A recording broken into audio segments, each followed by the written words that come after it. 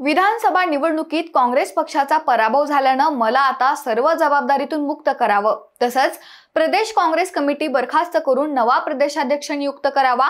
विद्यमान प्रदेशाध्यक्ष नाना पटोले यांनी थेट काँग्रेसचे राष्ट्रीय अध्यक्ष मल्लिकार्जुन खरगे यांना लिहिलेलं हे पत्र। खरे तर विधानसभा निकालानंतरच नाना पटोले यांच्याबद्दल अंतर्गत कुरबुरी वाढल्या होत्या।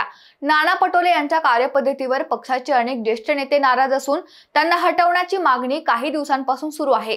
त्यामुळे त्यांच्या विरोधात थेट स्टेटमेंट्स येऊ लागली आहेत। नाना पटोले यांनी लोकसभा निवडणुकीतील विजयाचं श्रेय घेतलं होतं, त्यामुळे साहजिकच विधानसभा निवडणुकीतील पराभवाची जबाबदारी त्यांच्यावरच येईल असं विजय वडेट्टीवार यांनी म्हटलं होतं। तर नाना पटोले हे आरएसएसचे एजंट असून त्यांनी पैसे घेऊन तिकीट वाटली असा गंभीर आरोप बंटी शेळके यांनी केल्यानं महाराष्ट्र काँग्रेसमध्ये खळबळ उडाली आहे। या खळबळजनक आरोपानंतर काँग्रेस नेते विजय वडेट्टीवारांनी चक्क बंटी शेळकेंचंच कौतुक केलं।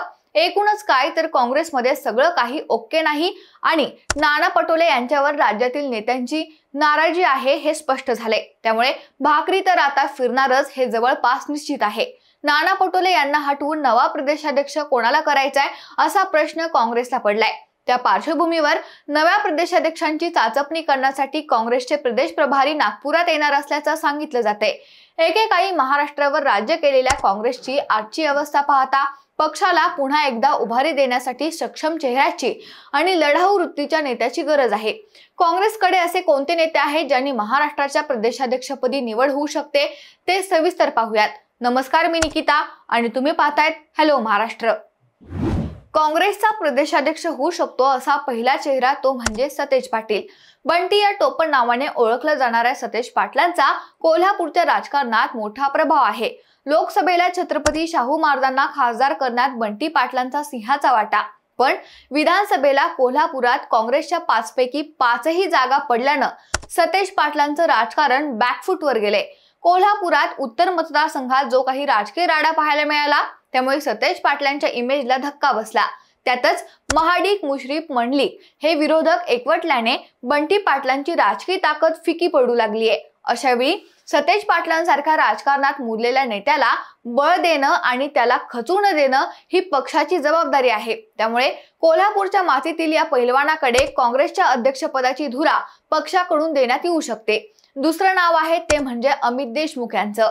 लातूर शहरचे 4 वेळा आमदार राहिलेले अमित देशमुख म्हणजे स्वर्गीय विलासराव देशमुख यांची छबीच, तो सुसंस्कृतपणा, तीच भाषा शैली, त्यामुळे अमित देशमुख यांच्या मुखातून जणू काय विलासरावच बोलतायत असा फील येतो। आजही विलासराव देशमुख यांची कमी काँग्रेसला सतावतीये। अशा वेळी एक तरुण चेहरा, तो सुद्धा मराठवाड्यातील, विलासराव देशमुखांचा सुपुत्र म्हणून अमित देशमुख यांच्या खांद्यावर महाराष्ट्र काँग्रेसची धुरा देण्यात येऊ शकते।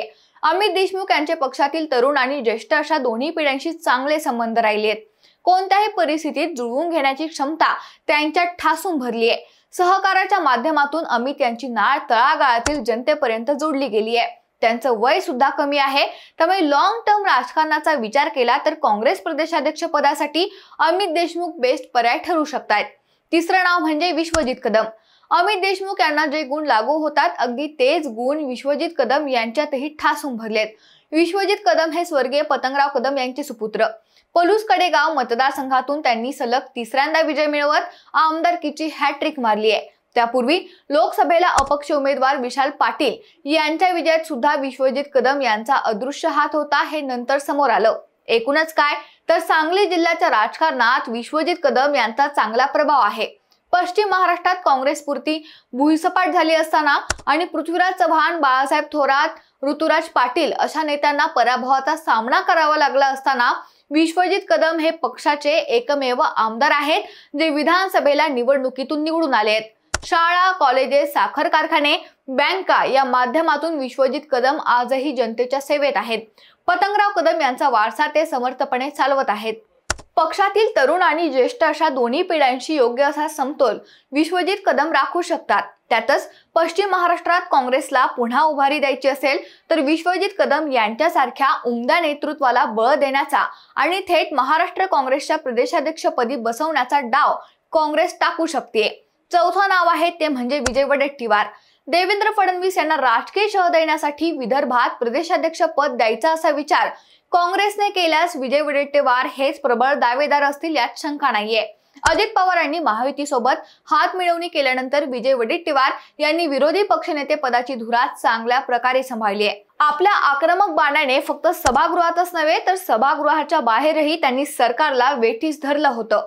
वडेट्टीवार यांच्याकडे मोठा राजकीय अनुभव सुद्धा आहे, मात्र नाना पटोले आणि त्यांच्यातील संबंध थोडे ताणले गेल्याने काँग्रेस वडेट्टीवार यांना प्रदेशाध्यक्ष पदाची जबाबदारी देणार की नाही याबाबत थोडी शंका आहे।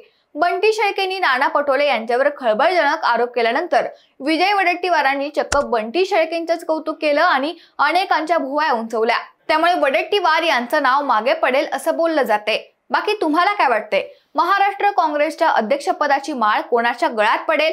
सध्याची राजकीय परिस्थिती पाहिली तर महाराष्ट्रात पुन्हा एकदा उभारी घेण्यात काँग्रेसला यश येईल का? तुमची मतं आणि प्रतिक्रिया आम्हाला कमेंट करून नक्की कळवा। आणि अशाच नवनवीन राजकीय व्हिडिओसाठी हॅलो महाराष्ट्र या आमच्या चॅनलला सबस्क्राईब करायला विसरू नका। व्हिडिओ शेवटपर्यंत पाहिल्याबद्दल धन्यवाद।